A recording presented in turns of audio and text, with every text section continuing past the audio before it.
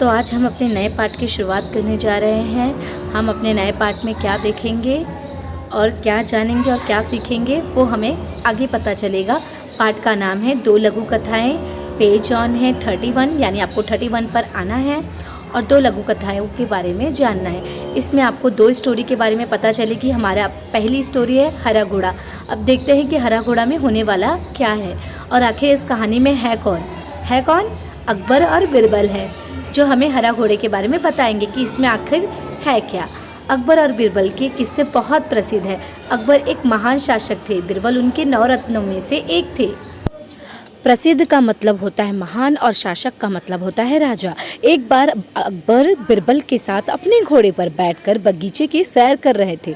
चारों तरफ हरियाली को देखकर उनका मन प्रसन्न हो गया।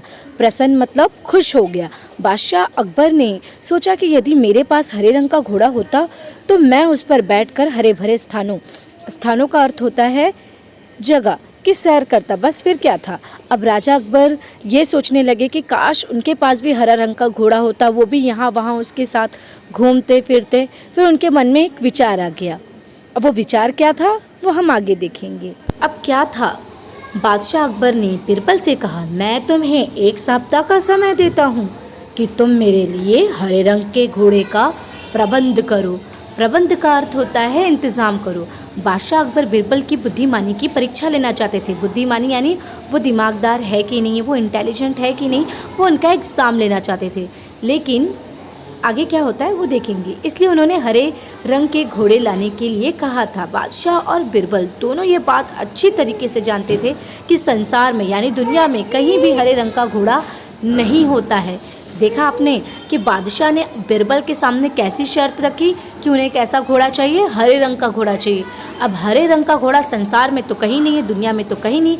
अब बेचारे बिरबल ने क्या किया होगा वो हम आगे देखते हैं कि उन्होंने क्या किया होगा अकबर के साथ। उन्हें क्या सच में घोड़ा दिया होगा कि नहीं दिया होगा, हम वो देखते हैं। फिर भी बिरबल ने अकबर के आदेशों को सिराखों पर रख लिया। 1 सप्ताह बिरबल इधर उधर घूमते रहे और 8वें दिन दरबार में आकर बोले, हुजूर, आखिर आपके लिए मैंने हरा घोड़ा खोज ही लिया।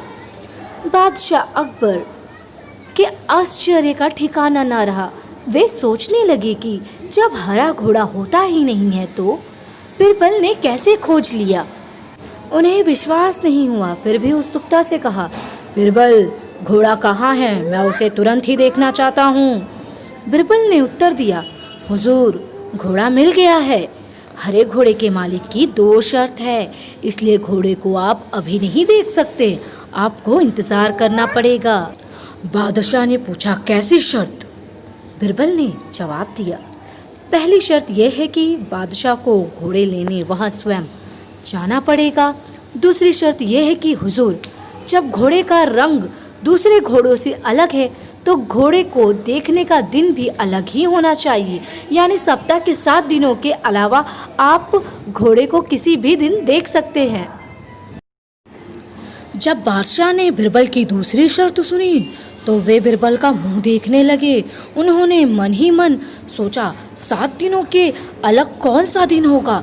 तब बिरबल बोले, हुजूर, यदि आपको हरा घोड़ा चाहिए तो दोनों शर्तें माननी पड़ेगी। बादशाह अकबर और बिरबल 9 रत्नों में से एक थे। बादशाह अकबर के दरबार में अकबर बिरबल के साथ एक बगीचे में घूम रहे थे। वहाँ सारे हरी वादियाँ थी, हरे जंगल थे, हरी चीज़ें थी। तो अकबर के मन में ऐसा विचार आया कि काश उनके पास हरा घोड़ा होता तो वो उस पर बैठ कर ये सारी दुनिया का क्या करते थे, सैर करते थे, यानी कि वो वहाँ पर घूमते थे। लेकिन उनके पास हरा घोड़ा नहीं था। तभी उनके मन में ऐसा विचार आया। उन्होंने बिरबल को 1 वीक दिया और कहा कि मुझे इसी 1 हफ्ते में मुझे क्या चाहिए, हरा रंग का घोड़ा चाहिए। तुम्हें कहीं से भी इस घोड़े को लाकर मुझे देना है। अब अकबर की बात सुनकर बिरबल ने भी उनकी बातों को सराखों पे यानी सर पे रख लिया और उन बादशाह से उन्होंने कहा कि ठीक है, मैं आपको 1 हफ्ते में हरा रंग का घोड़ा लाकर दे दूँगा। ये बात कि हरा रंग का घोड़ा संसार में कहीं भी नहीं है, ये अकबर को भी ये बात पता थी और बिरबल को भी ये बात पता थी। फिर भी अकबर उनकी बुद्धिमानी की परीक्षा लेना चाहते थे। क्या सच में बिरबल घोड़ा लेकर आ पाएंगे। ऐसे ही घूमते फिरते यहाँ वहाँ घूमते फिरते बिरबल ने एक हफ्ता गुजार लिए और 8वें दिन दरबार में आके कहा अकबर से कि बादशाह, मैंने आपके लिए हरे रंग के घोड़े की तलाश कर लिए। ये बात सुनकर बादशाह अकबर एकदम आश्चर्य हो गए, यानी हैरान हो गए कि हरे रंग का घोड़ा बिरबल को मिल कैसे गया। आखिरकार संसार में हरे रंग का घोड़ा तो होता नहीं है, तो बिरबल ने ये कैसे कर लिया, आखिर कैसे उसे मिल गया। तो बादशाह अकबर भी एकदम उत्सुक हो गए कि नहीं, मुझे भी देखना है कि कैसे इन्होंने हरे रंग का घोड़ा लेके आ गए। तभी उन्होंने बिरबल से कहा कि मुझे देखना है हरे रंग का घोड़ा, मुझे दिखाओ।